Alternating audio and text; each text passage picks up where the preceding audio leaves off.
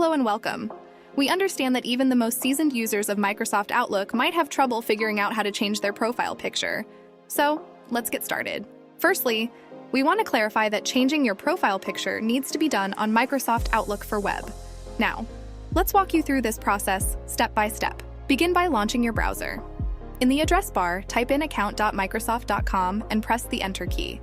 Now we're on the sign-in page of Microsoft Account. Locate the Sign In button on the top right-hand corner of the screen and click on it. Now you will need to sign in using your email and password associated with your Microsoft account. After logging in, navigate towards the upper right portion of the screen. Here, you'll find the Account Manager. Click on it. Next, you'll notice an option to change your display picture. Click on it to proceed. In the following screen, you'd be able to add your new profile picture. Click Add Photo. Find the image you want to set as your profile picture from your local storage and upload it. Make sure your image is clear. Once you're content with your selection, click Save. And voila! You have successfully changed your profile picture in Microsoft Outlook. As simple as it is, with this video guide, you're more than equipped to handle it like a pro. Thank you for watching, and we'll see you in our next tutorial.